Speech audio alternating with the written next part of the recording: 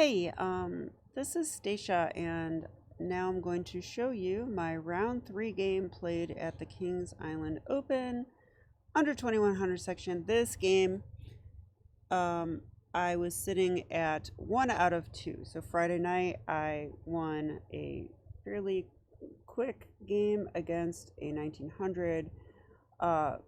Saturday morning, I did lose to an expert, but I was really happy with the way that I played that game. And if I had found that one last move, I would have won that one. And so now I was facing a 1900 kid. And if I had guessed, I'd say about 13 years old. So here we go. I had the white pieces. I played one e4. He went c5, Sicilian, and I was really starting to get excited. I was like, wow, am I going to get 2 Smith-Morra gambits in 3 games? But then he played knight f6, and I was like, oh. So this is probably, this is one way you can decline the Smith-Morra gambit. So I played e5 and knight d5, and now knight f3. And we're in something called the c3 Sicilian. So we have transposed. Now, what's funny is you might be thinking, oh, well, why can't they take the pawn? This looks pretty good. But don't forget that if you take here, you actually drop your knight. So don't do that. So that's why knight f3 can be played here. And he played e6 in this position. So this is funny because I think I will talk about this. So my chess trainer, international master Calvin Blocker, he said something to me about, if they play e6 or d6 depends on when you take the pawn. Now, I thought because this bishop is blocked and there's no bishop g4, that means that I don't need to take the pawn. I can play bishop c4, which I guess is actually not what he meant at all. Sort of the opposite. So let's try to understand why for a second. Had he gone d6, which this does happen in round 5 actually, now I should take the pawn. So because I guess if we take and they play bishop g4, we can go bishop to c4 now. And I think the reason is because there's tactics on f7. So like if knight b6, normally we would go bishop b3, but here is different, right? Like check here and probably just knight g5. Yeah. And we're going to win that. So I guess that's the best move. That yeah, I can't imagine someone playing king g6. I mean, I would expect this or something, but yeah, this looks really good. I mean, white is winning, so they can't do that. So I actually had it wrong, so I'm going to end up making a flashcard on this. So here, I should have taken the pawn. And I guess the reason is that after this, which did happen in the game, now he can play d takes c3, and after knight takes, go d6. I think that's the point. And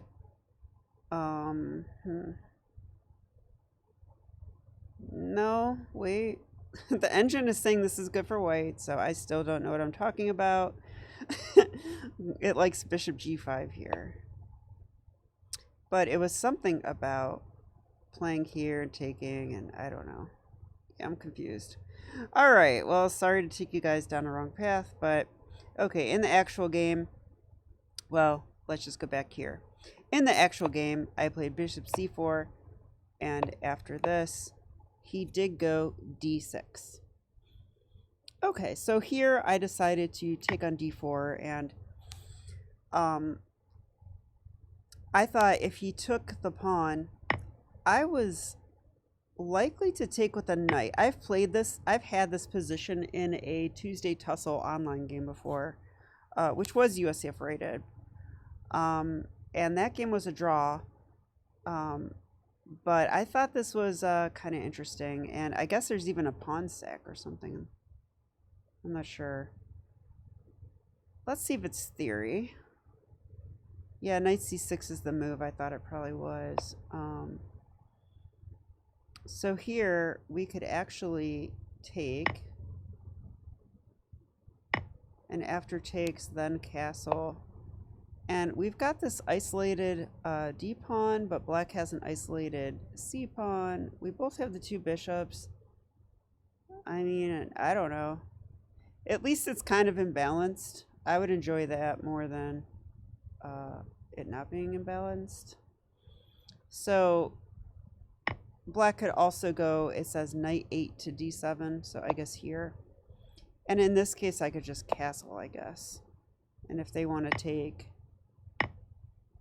Now if we trade queens, at least my rook comes to the center, and... Well, I don't know if I love that bishop for black, so... And then again, maybe it's coming out, but... Okay, again, white has a slight edge here. In fact, that's the main move, I see, so... Yeah, so these positions tend to be, you know, kind of boring, but not this game, as you'll see. So they can go equalish like that, but they can be very interesting as well. So, all right, so my opponent played the move d6. I decided to take on d4, and he did not take on e5. I thought he would. Instead, he played bishop e7. So here, I just castled. Now, Calvin Blocker actually said I should go queen e2 here, which after he said that, that did make sense to me. Because he could trade queens otherwise, right? Like if takes now, my queen's not on d1. And, well, I guess I could have played queen e2 there. Okay, anyway. I don't know. Maybe castles is fine. I don't know. All right. So in the game, knight c6. And after, oh, here's where he said to play queen e2 because my king is now safe. I'm not putting the queen on e2 in front of my king.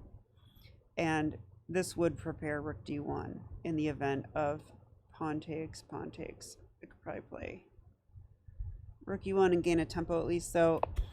All right, but I did play this move. Now, probably black should take the pawn. Like, this is probably the right way to play. And, yeah, it's kind of similar as to before. Like, white's like, no, computer says equal this time. But when in the database that I'm looking at, it does seem like white actually wins sometimes, and black really doesn't. It's mostly draws, though. So it's maybe a little better for white.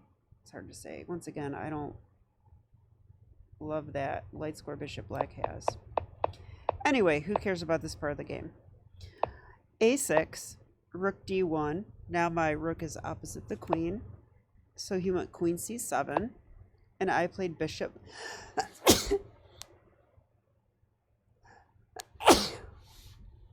Oh my gosh, I'm so sorry. I had to sneeze really bad, apparently. Okay, so I went bishop to f4, which I thought made some sense, right? Like, I'm across from the queen this way. Maybe I'll even take that. I don't know. But really, I can go rook a c1 and make the queen uncomfortable again. And then he surprised me with this move, d5. I was like, okay. And I was actually happy to see this because I realized soon after that this is the French pawn structure now. So it's like we're in a French, and, you know, he has the French bishop is locked behind the e6 pawn. I have a light square bishop that can reroute to this beautiful diagonal, the Greek gift diagonal. And I definitely have Greek gift ideas. I have knight g5 ideas. I have h4 ideas. Suddenly, I liked my position. So, yeah, and the engine does seem to think that white is better here. All right, so after this, I actually played rook a to c1. I see that the engine's giving knight g5, which is pretty interesting. And now I understand why. Because actually my opponent stops this move next. You know, if this were to happen, I think this is actually good for white, because that was black's good bishop.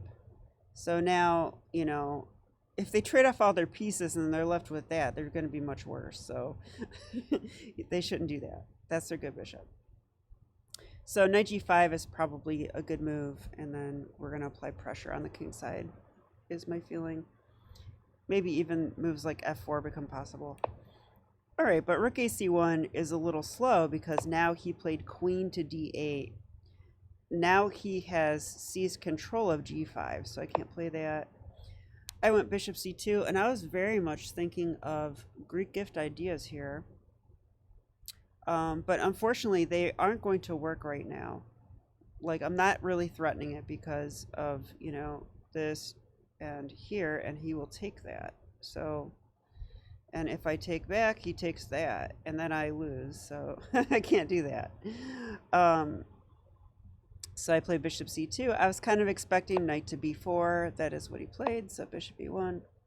You know, and you can play this way because a3 will kick the knight. He played rook e8. I kind of wondered if this was aimed against Greek gift sacrifices, giving his king a place to run in the event that bad things happen, like queen h7 might not be mate if the king can run away. But I have no clue if that's what he actually meant to do. And I have to tell you, I was a little happy to see rook e8 because a lot of times black will play f6, and now the rook is not supporting that break anymore. So, yeah, I'm not sure why he did that move. All right, so here I played a3, and the knight went to c6.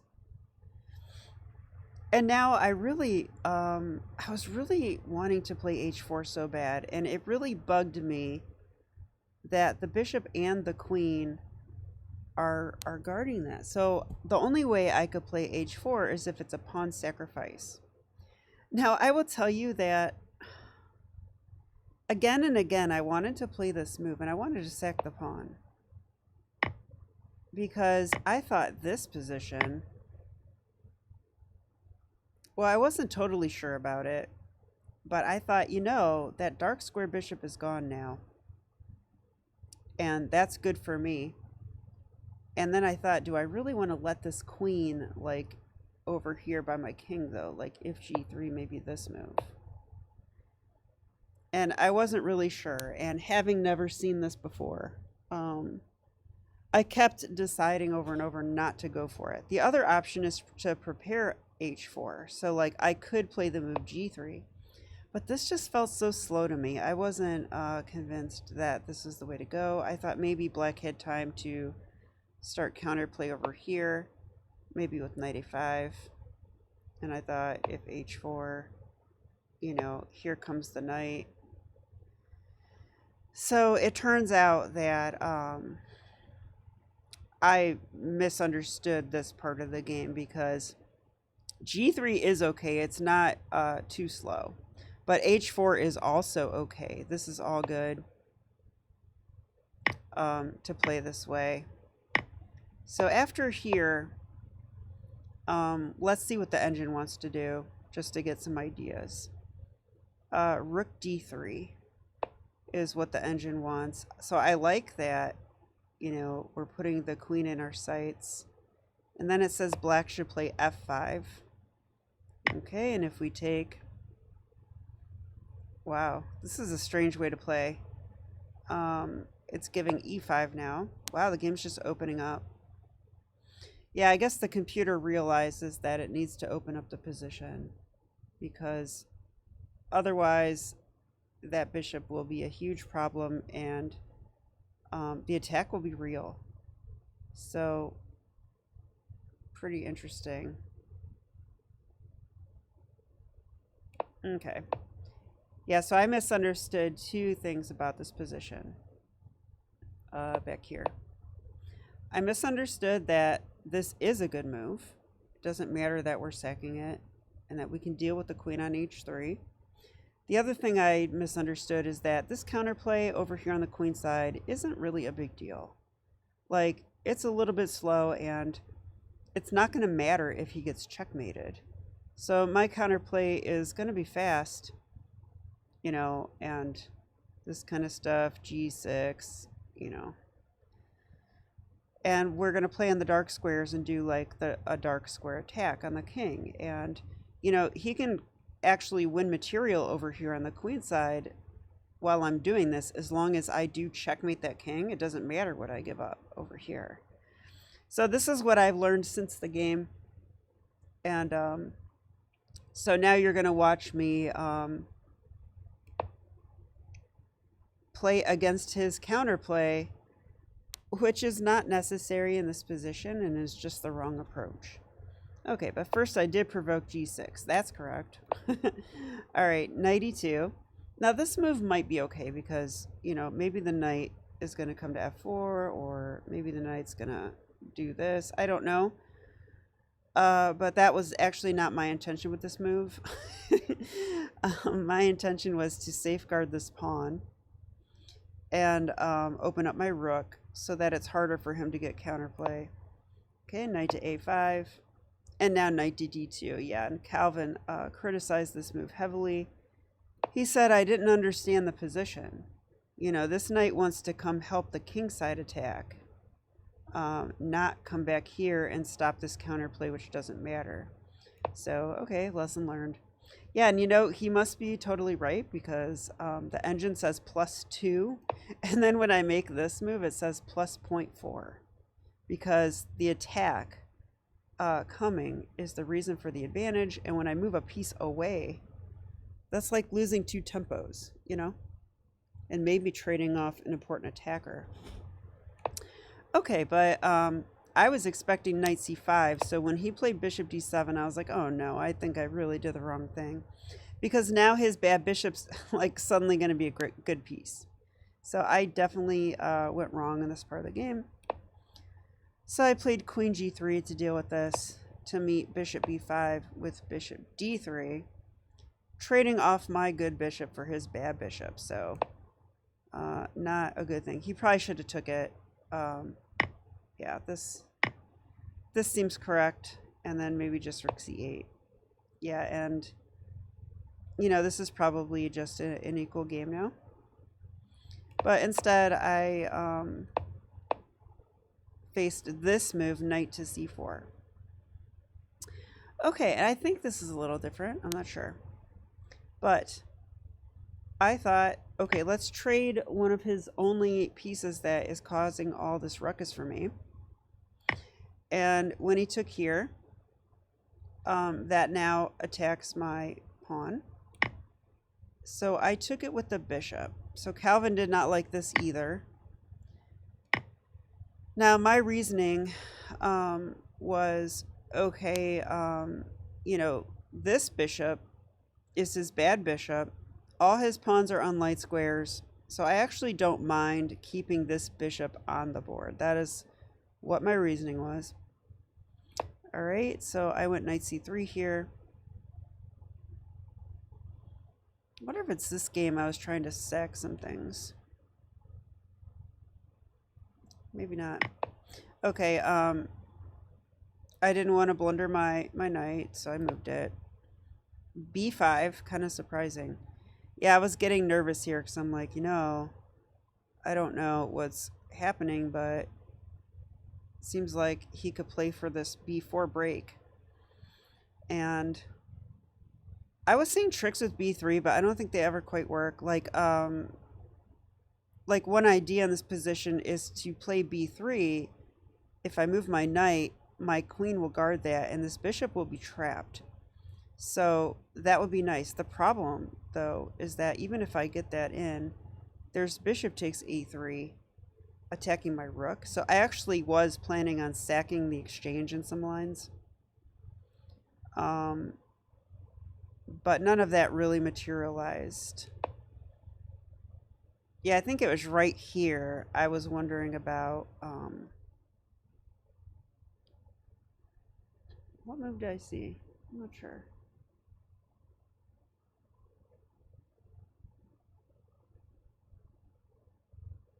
I thought it was something like this.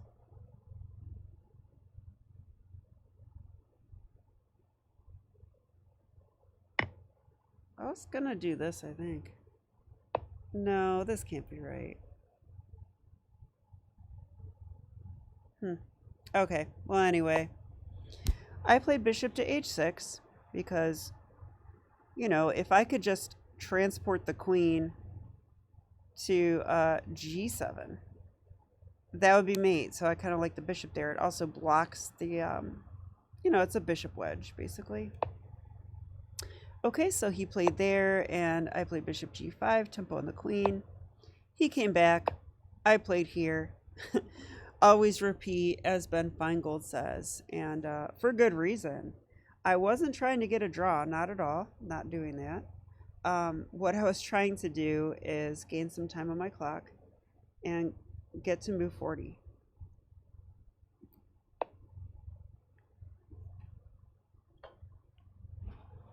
Okay, rook c8. So apparently he didn't want to draw either. And rook to e1. This looks a little mysterious, but I definitely had a reason for this. Okay, first off, I was stopping that move. Second, I wanted to defend my knight if he came here. Third, yeah, I don't know. I can't remember anything. All right, rook to e1, a5. A little bit scary, right? And here I came up, oh yeah, this was my plan the whole time, I think. Here I came up with my big plan. Okay, because we need a plan in this position.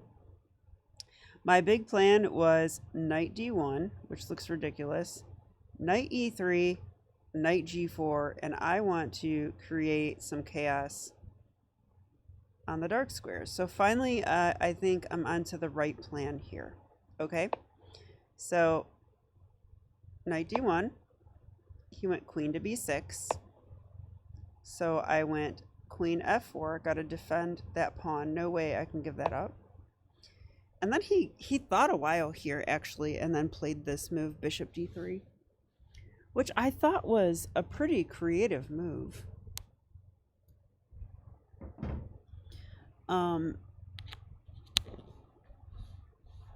So, yeah, why did he play bishop d3? Well, I thought there was a couple ideas.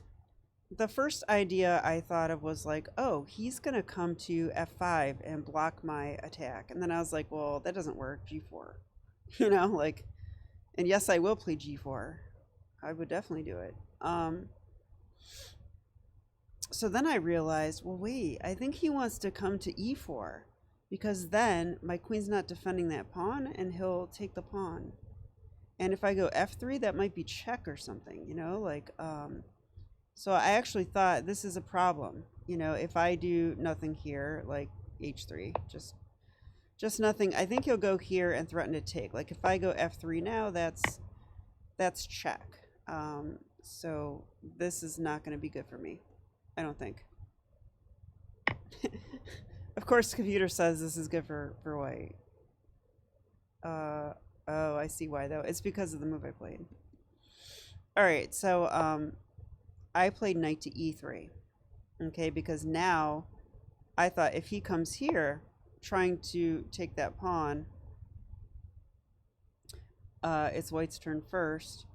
I will play f3 now. And now if he tries this, you know, the bishop's attacked. So I could take it. So I like knight to e3 a lot. Plus it's in line with that plan that I mentioned. So after knight to e3, he went bishop to f8, and here I found a really good move, knight to g4. And all right, I'm going to turn the engine off because I'll be tempted to look. But I think this constellation of pieces is pretty brutal for that black king. I mean, I'm 100% positive that he was expecting me to move my bishop away. And then I think he would go bishop g7 or something. And do I really have an attack? I don't really know. Possibly still, but it will be more difficult. So when I didn't move the bishop and played knight to g4, then suddenly things look really bad because, all right, if he takes the bishop, okay, I will go,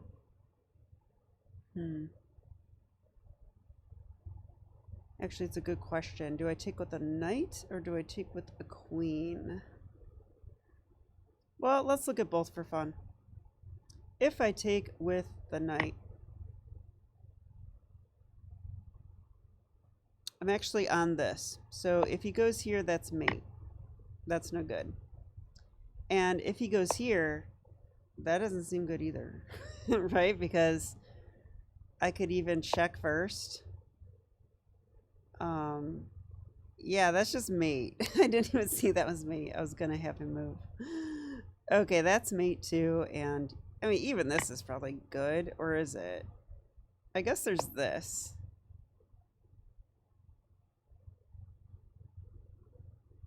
Maybe that's a little bit unfortunate.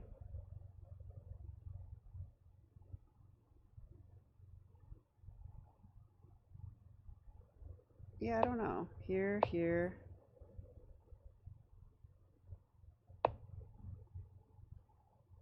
Yeah, this move, right? And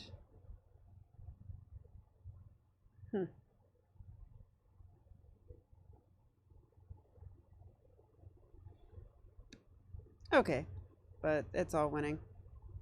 So I figured he can't really take this because I will take here, and after this, yeah, I did see that in the game actually.